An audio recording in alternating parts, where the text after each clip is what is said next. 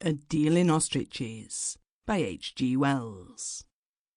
Talking of the price of birds, I've seen an ostrich that cost £300, said the taxidermist, recalling his youth of travel. £300. He looked at me over his spectacles. I've seen another that was refused at £4. No, he said, it wasn't any fancy points. There was just plain ostriches, a little off colour too, owing to dietary. And there wasn't any particular restriction of the demand either. You'd have thought 5 ostriches would have ruled cheap on an East Indiaman. But the point was, one of 'em had swallowed a diamond. The chap it got it off was Sir Maheny Padishah, a tremendous swell, a Piccadilly swell you might say, up to the neck of him. And then an ugly black head and a whopping turban with this diamond in it.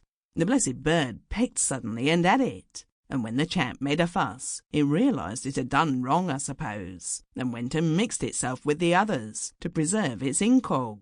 It all happened in a minute. I was among the first to arrive, and there was this heathen going over his gods, and 2 sailors, and the man who had charge of the birds laughing fit to split. It was a rummy way of losing a jewel, come to think of it. The man in charge hadn't been about just at the moment, so he didn't know which bird it was. Clean lost, you see. I didn't feel half sorry, to tell you the truth. The beggar had been swaggering over his blessed diamond ever since he came aboard. A thing like that goes from stem to stern of a ship in no time. Everybody was talking about it.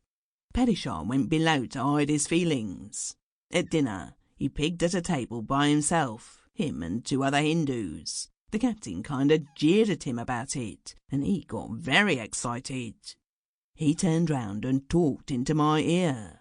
He would not buy the birds. He would have his diamond. He demanded his rights as a British subject. His diamond must be found. He was firm upon that. He would appeal to the House of Lords.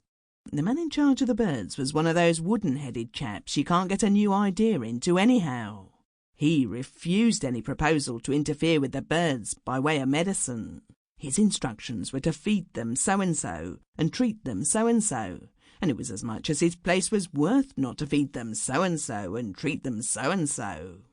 Padishah had wanted a stomach pump, though you can't do that to a bird, you know. This Padishah was full of bad law, like most of those blessed Bengalis, and talked of having a lien on the birds and so forth. But an old boy who said his son was a London barrister argued that what a... Sample complete. Ready to continue?